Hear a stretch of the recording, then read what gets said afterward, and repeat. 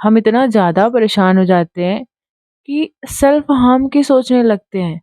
और ये थॉट सिर्फ़ आपके माइंड में नहीं आ रहा है, ये थॉट शायद 90% लोगों के मन में आता है, कभी न कभी आता है या मोस्टली आता है, मेरे भी मन में आया था कि जब एक टाइम ऐसा आता है, लगता है कि कुछ भी नहीं हो रहा है मेरे हिसाब से, जो मैं चाहता हूँ वो हो ही नहीं रहा है, लोग ताने मारे जा रहे हैं। सिचुएशन बद से बदतर होती है ना, थिंग्स गेट वर्स्ट, वो हो जाती है। एंड तब समझ नहीं आता है कि क्या करूँ, कैसे करूँ? उस टाइम पे लोग समझाते भी हैं कि पॉज़िटिव रहो, पॉज़िटिव चीज़ें देखो, ऐसा करो, वैसा करो, पर नहीं समझ आता है। सच में लगता है कि तुम तो बोल रहे हो, पर मुझे पता है ना मैं कौन-से पोज़ीशन में हूँ, मैं कैसे डील कर रही हूँ। और ये वाला फ़ेज़ आपकी भी लाइफ़ में कभी ना कभी आया होगा या क्या पता आने वाला हो। बट सिचुएशन से पहले तैयार हो जाओ, precaution is better than cure. कुछ चीज़ें मैं बताने वाली हूँ, हमें ना नॉर्मली उसे अपने लाइफ़ में फ़ॉलो करनी चाहिए। एंड देखो, चीज़ें बदलनी हैं, हमें अपनी लाइफ़ बदलनी है, हमें सक्सेस पाना है, हमें चीज़ों पे फ़ोकस करना है, खुद पे काम करना है, पेरेंट्स के लिए काम करना है, पैसे कमाने हैं ना, उसके लिए सबसे पहली चीज़ होती है माइंडसेट। एंड शायद ना ये सारी चीज़ें जो मैं बताने वाली हूँ, that is also included in the manifestation. आजकल हम लोग मैनिफेस्टेशन में बहुत मानते हैं ना, 11-11 मैनिफेस्टेशन। पर यार, ये सारी चीज़ें होती हैं, मैनिफेस्टेशंस कम्स ट्रू, बट जब आप यहाँ से शांत होते हो ना, मेंटल जब आपको पीस मिलता है एंड जब आप बिलीव करते हो कि हाँ, एक यूनिवर्स है, एक कोई सुपर पावर है, एक डिवाइन पावर है जो मुझसे ज़्यादा ऊपर है और जो मैं नहीं सँभाल सकती हूँ, वो सँभाल सकता है। Then you start getting everything. यार देखो, ऐसे ही चैनल पे ना मेरे 3 सब्सक्राइबर थे और वो शायद मेरा ही चैनल था। मेरे ही फर्दर 2 चैनल थे एंड विद गॉड ग्रेस आप लोगों की वजह से आप लोग मेरे से कनेक्ट हुए। मुझे पता नहीं था कि आप लोग इतने सारे लोग मेरे से कनेक्ट होगे और रेज़ोनेट कर पाओगे। I am really thankful to you once again. But यार, कुछ चीज़ें जब हमारे हाथ में नहीं होती हैं तो भगवान पे छोड़ देनी चाहिए और वो चीज़ें होती हैं। व्हाट वी कैन डू तब तक के लिए कुछ चीज़ें हैं जो मैंने किया एंड आई वांट कि आप भी करो, फॉलो करो। पहली बात है ना, किताबें पढ़ो, बुक्स को रीड करो, क्योंकि उसमें लोगों ने अपने स्ट्रगल्स, अपने ओवरकम्स, अपने फेलियर, अपने सक्सेस लिखे हुए हैं। और एज़ अ इंसान जो आपके सामने पढ़ रहा है, शायद वो उनके सामने भी पढ़ा है।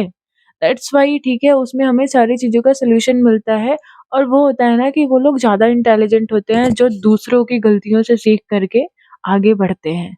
तो बुक्स वैसी ही हैं। हाँ, मैं मानती हूँ कि भाई बुक्स नहीं इतनी ईज़ी होती है पढ़नी, मन ही नहीं लगता है।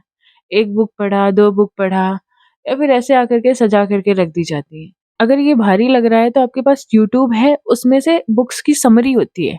बहुत सारे ऐसे चैनल्स हैं, वहाँ जाओ, ईयरबड्स लगाओ और वो सुनो या फिर ऑडियो बुक सुन लो, ठीक है? ये सारी चीज़ें ना हमें लाइफ़ से कनेक्ट करवाती हैं।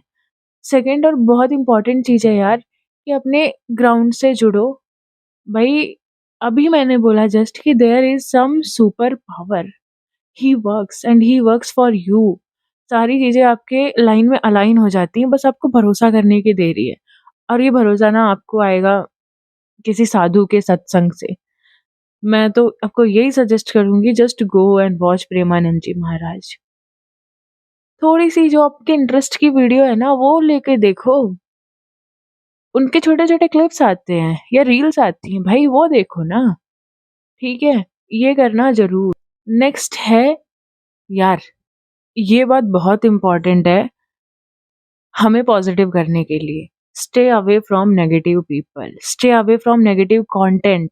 इंस्टाग्राम पे रील्स स्क्रॉल करते हो तो कितनी सारी नेगेटिविटी आती है।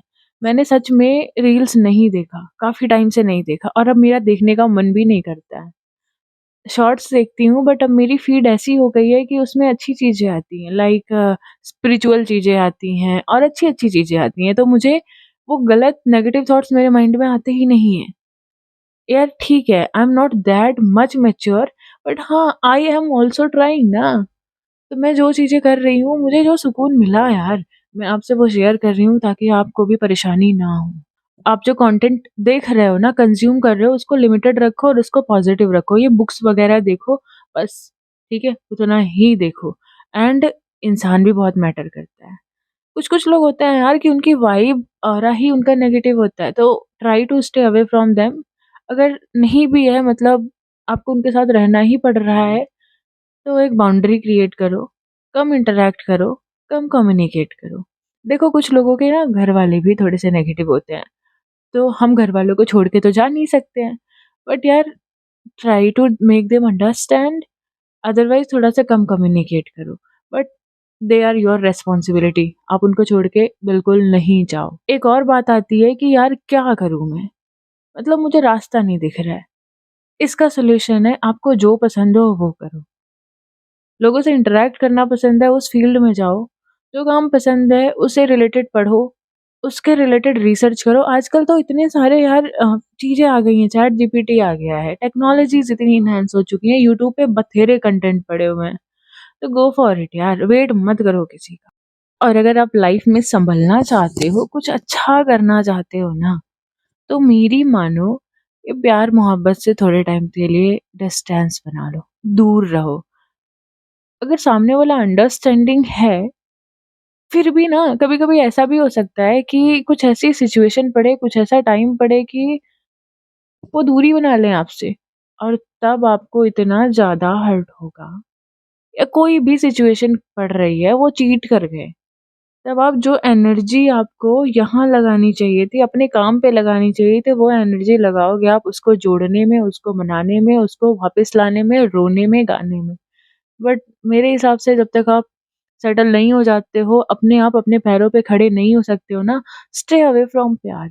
और मैं ये बोलना चाहती हूँ ना यार, कि जो चीज़ें आपकी हैं ना, जो इंसान आपका है ना, जो योर वुड बी है ना, वो आप तक कैसे भी आ जाएगा। उसके लिए आपको इतने हाथ-पैर नहीं मारने पड़ेंगे, ठीक है? और जो आपका नहीं है ना, उसको रखने के लिए आप बथेरे कोशिश कर लो। इतनी सारी अपनी सारी पावर लगा दो, एनर्जी लगा दो, वो आपके हाथ नहीं आएगा, हाथ में आ के भी उड़ जाएगा। सो इन बातों को याद रखना एंड ये एंग्ज़ायटी, डिप्रेशन इन सब से बाहर निकलो।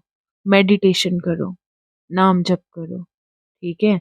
और अपना ध्यान रखो।